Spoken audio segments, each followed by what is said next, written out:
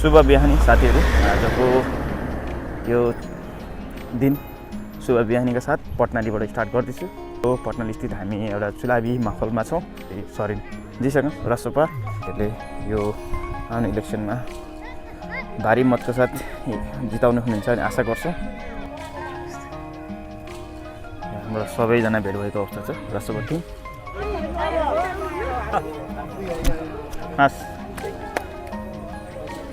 दाइले दिएको केही प्रचार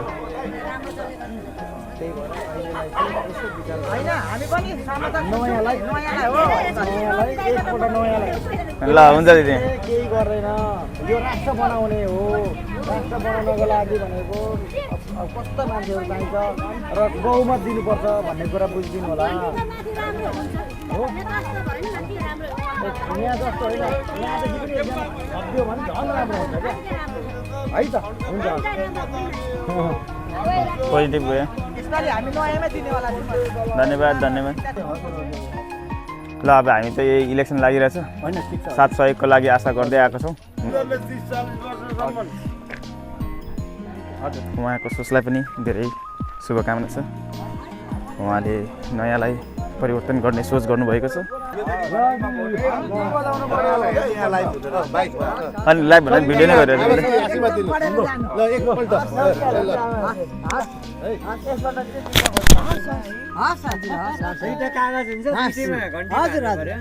हस्। धन्यवाद आमा।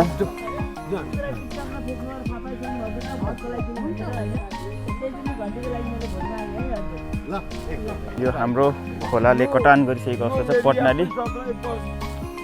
के छ हिरो?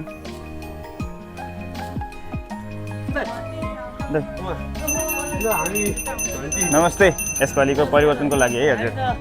पहिला त्यति राम्रोसँग घुम्न पाइनँ, त्यसपछि अलि अगाडि आएर घुम्यौँ है। विचार चाहिँ हाम्रो पनि हो होइन, नयाँ हेरौँ भन्ने विचार हो। अब काम चाहिँ कस्तो के हुन्छ है,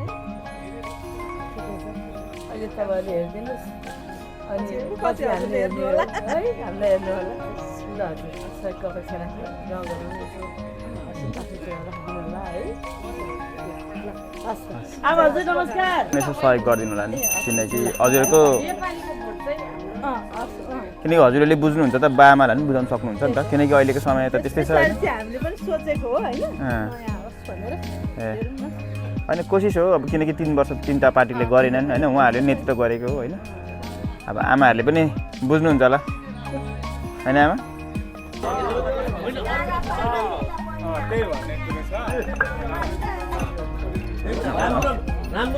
बाआमाहरूको आशीर्वाद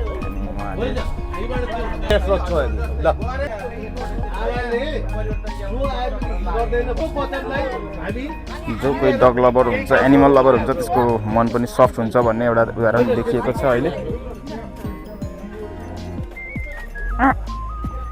ल ब आमा लाग्यो है। हस् केही भनिदिनुहुन्छ इलेक्सनको बारेमा? केही भनिदिनुहुन्छ? होइन के पनि चेन्जेस हुन्छ नि त मान्छेको।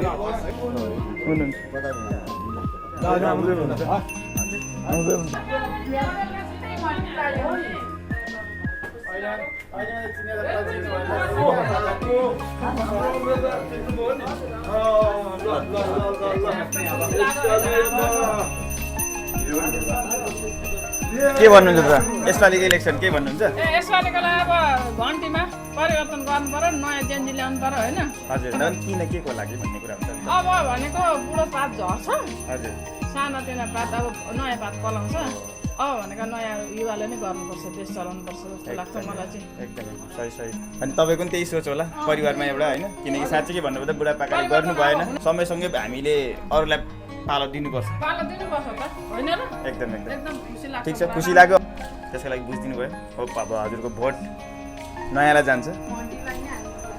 ठिक छ ठिक छ। गर्न खोजेकै हामीले चाहेको गऱ्यौँ, दियौँ, अब हेऱ्यौँ, धेरै कोसिस गरौँ, हेरौँ। अब पुरै प्लान छ, घोषणापत्रहरू अब यो 4 गतेपछि आउँछ होइन, त्यसपछि उहाँहरूको एजेन्डापछि तपाईँहरूले क्वेसन गर्न सक्नुहुन्छ है। हस् धन्यवाद। उहाँहरूको एउटा सानो आशामा चेन्ज खोजिरहेको अवस्था छ, जस कसैले चेन्ज खोजिरहेको अवस्था छ। बुढादेखि बच्चा त भइहाल्यो, बुढापाकाले पनि एउटा इतिहासको पाना पल्टाएर हेर्दाखेरि चाहिँ जेनजीको जुन दाह संस्कार कार्यहरू गरियो त्यसले गर्दाखेरि चाहिँ नयाँलाई नै चेन्ज भन्ने कुराले हामी अगाडि बढ्दैछौँ। मेरो पनि नमस्कार आइन्छ सर आइन्छ। नमस्कार है नमस्कार। यो त हाम्रो पहिलादेखि खोजी हिँडेको एकदम चाहिने मान्छे हजुरहरू कोलपाडा पनि यहीँबाट हिँड्नु 461 भर्ती हारेको होइन। त्यसमा हामीलाई सुधार्ने के छौँ यसपालि सुधार्ने प्रयत्न गर्छु। त्यस्तो अवस्थामा पनि जितेको मान्नुपर्छ होइन। तर यसपालि चाहिँ हामीले बनाउनै पर्छ। एकदम हामी सबैको एउटा प्रश्न चाहिँ हामी राख्छौँ। हेर्नु यो बाटो भनेको हाम्रो तपाईँको अब 10 वर्ष भयो नाली बनेको। यसपालि तपाईँहरूले अब हामीले जित्ने त हुँदै छ होइन, हाम्रो हुनुपर्ने नै छ।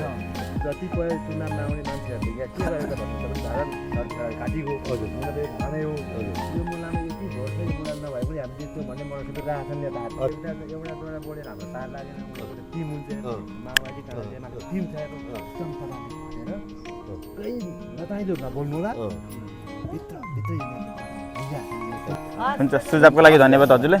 भित्र गाउँभित्र छिर्दैछौँ साथीहरू।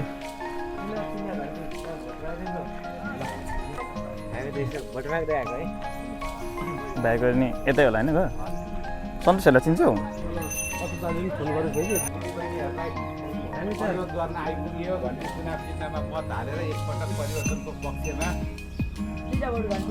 उम्मेदवारले हो अब यो देश बनाउने यो चाहिँ प्रतिनिधि सभाको चुनाव हो। यो चाहिँ हामीले त्यही बुझिदिनु पर्यो। राष्ट्र बनाउनको लागि नीति निर्माण गर्नको लागि जाँदै हुनुहुन्छ उहाँहरू चाहिँ।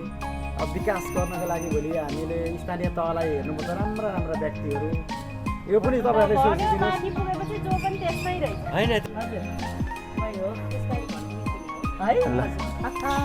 केही भन्नु चाहनुहुन्छ उहाँलाई? केही सुझाव त्यस्तो केही तपाईँलाई मनमा लागेको कुराहरू? किन चाहिँ तपाईँ परिवर्तन हुनुभयो, घन्टी किन भन्नुभयो भन्ने कुराहरू?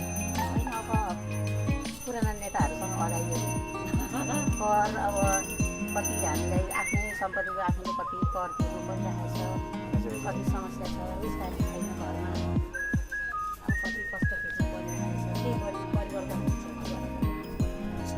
हजुरको अमूल्य भोट चाहिँ दुईवटा समानुपातिक र प्रत्यक्षमा चाहिँ घन्टीमा दिनुभयो भने धन्यवाद। बनाएको उस्तो सबै लोभ लालच देखाउने पछाडि चाहिँ नगर्ने धेरै भइएर हामी वाक्क भएर को गर्नु को नगर्ने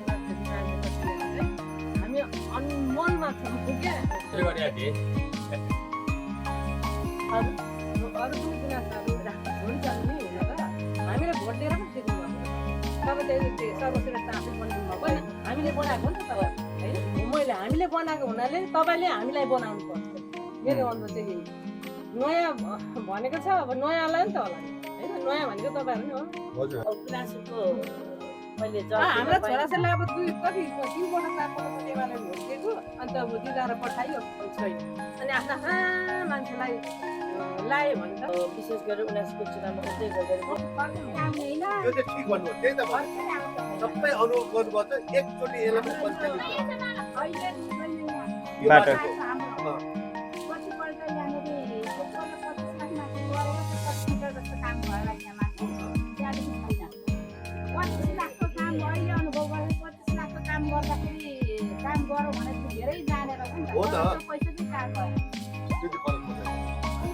मैले समग्रमा यति भने 30-40 वर्षदेखि चलेको संस्कारको अन्तर्गत हामी राष्ट्रिय घन्टी बोकेर आएको हो है।